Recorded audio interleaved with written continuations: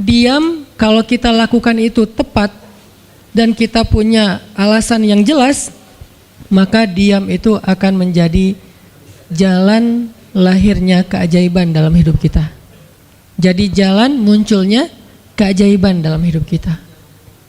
Banyak orang yang berbicara untuk membela diri, padahal kalau dia diam, Allah yang bela dia. Kita ngebela diri kadang-kadang gak ngaruh, karena pembelaan diri kita tuh dianggap subjektif. Tapi kalau Allah yang bela dia, Allah punya banyak cara dan Allah menggenggam hati manusia. Sehingga ketika misalnya kita ribut dengan seseorang, setelah kita menjelaskan duduk perkaranya, kita ngejelasin yang sebenarnya terjadi apa, udah cukup diam dan jangan melanjutkan perdebatan. Kenapa? Biar nanti sisanya Allah yang akan beresin. Nah, ini butuh apa untuk bisa kayak gini nih? Butuh iman.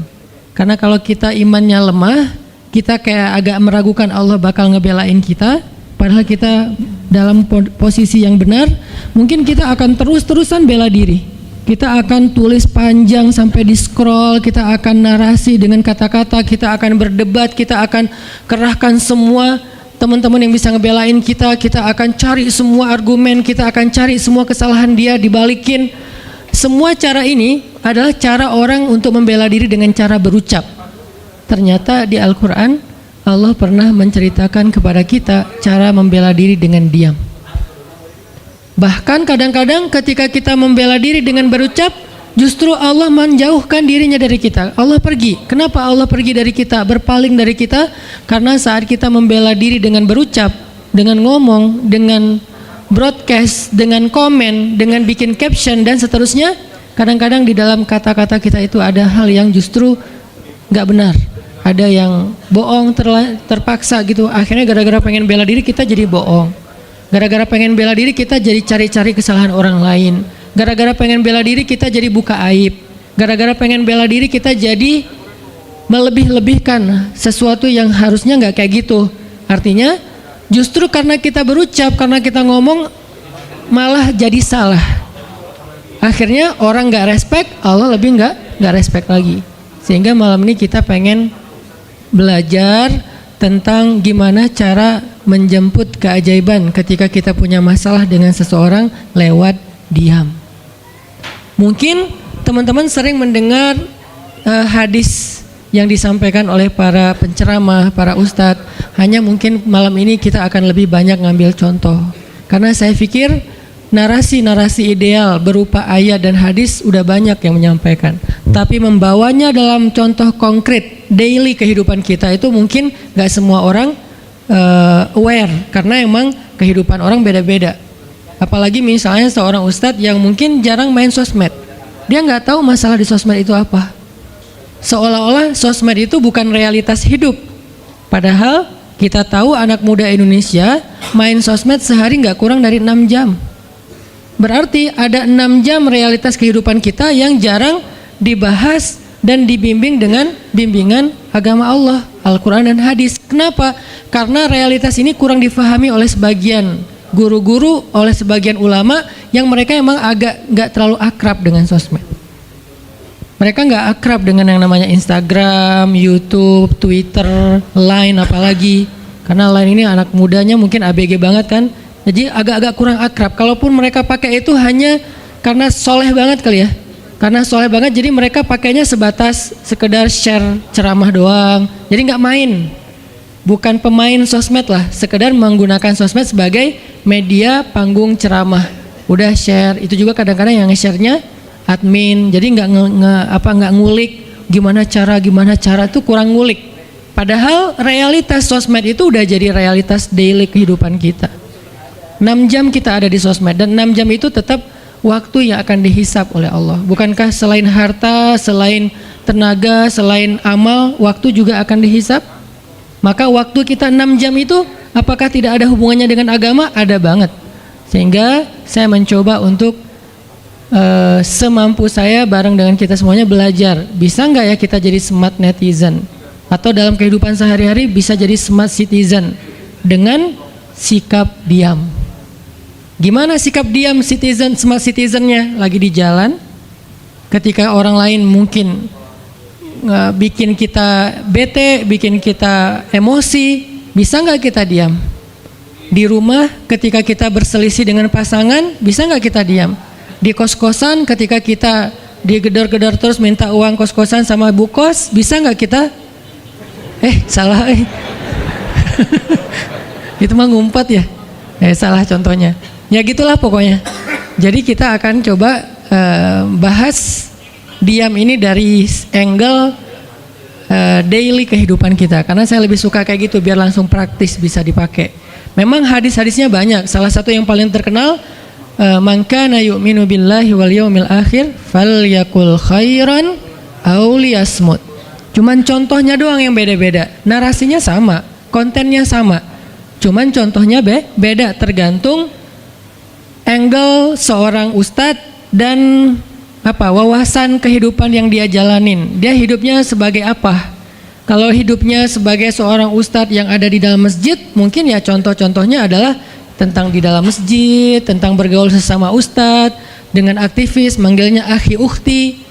Tapi kalau dia kehidupannya main, berarti dia akan ngambil contoh tentang main, gimana kita biar tetap bisa soleh walaupun kita lagi main, dan seterusnya. Tapi narasinya sama. Man kana yu'minu billahi wal yaumil akhir falyakul khairan aw liyasmut. Atau nanti cerita yang lain kata Nabi, yang paling banyak memasukkan orang ke dalam api neraka dua. Satu lisannya, kedua kemaluannya. Ini dua hal yang paling sering menyebabkan orang masuk neraka.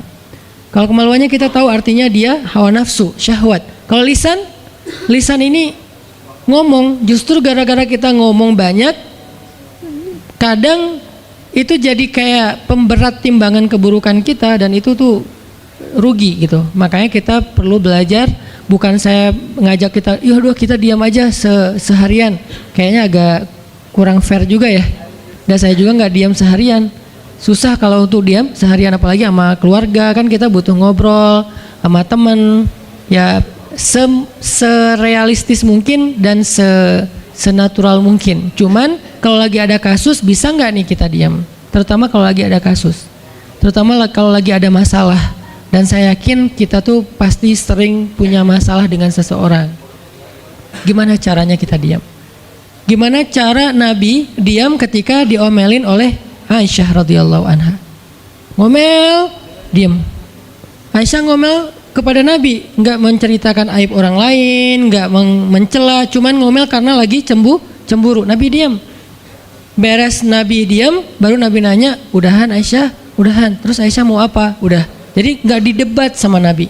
Padahal Nabi kalau mau mendebat, hadisnya banyak banget. Tinggal sesungguhnya saya bersabda, kan beres ya. Udah selesai. Tapi kok Nabi nggak pakai hadis? Kok malah kita yang pakai hadis Nabi untuk mendebat? Sementara Nabi pemilik hadis nggak pakai hadis buat berdebat. Kalaupun beliau berdebat, perdebatan yang positif, perdebatan yang konstruktif, yang membangun, yang memberikan hasil yang insya Allah tetap menjaga akhlak. Itu yang disebut dengan wajadilhum billati hiya ahsan. Tapi kalau dengan keluarga, Nabi itu nggak suka debat. Istrinya ngambek, istrinya rame-rame nggak mau nggak mau ngomong sama Nabi, ya udah Nabi di mihrab ngomong aja sama Allah sama Jibril. Ternyata lebih dahsyat lagi. Ketika Nabi di mihrab ngomong sama Allah dan Jibril doang, akhirnya istri-istrinya lebih dari seminggu ngerasa kayak nasib kita gimana ya, kok Nabi udah nggak mau ngomong sama kita lagi, kok kita digantung gini gitu kan ya.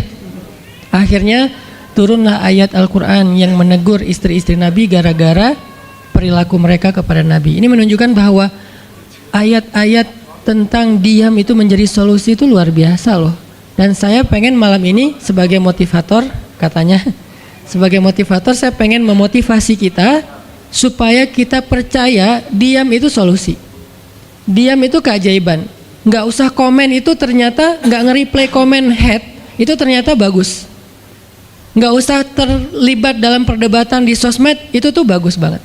Saya hari ini tadi sore posting tentang update berita di Palestina. Ada seorang perempuan yang ditembak di perbatasan sama orang Israel. Kenapa saya turn off si komennya?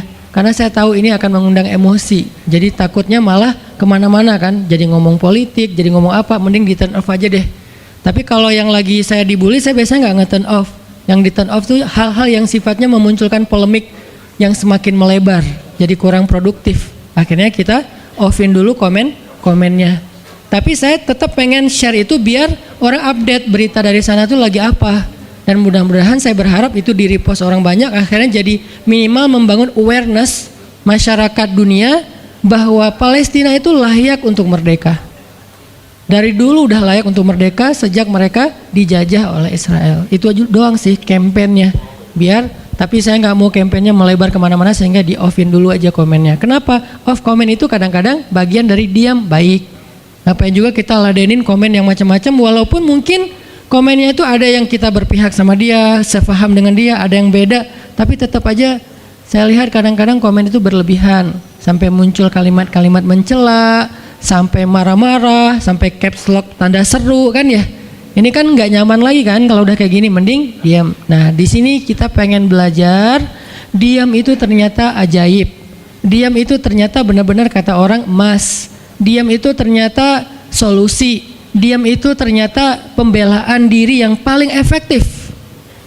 Kalau selama ini kita masih percaya membela diri yang paling efektif ngomong, membela diri yang paling efektif itu bikin postingan, membela diri yang paling efektif itu bikin caption yang bagus, membela diri yang paling efektif itu komen, membela diri yang paling efektif itu minta pembelaan dari manusia.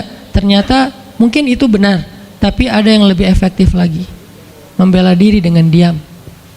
Dan gimana cara membela diri dengan diam sampai mendatangkan keajaiban, itu yang akan kita coba renungkan malam ini. Oke.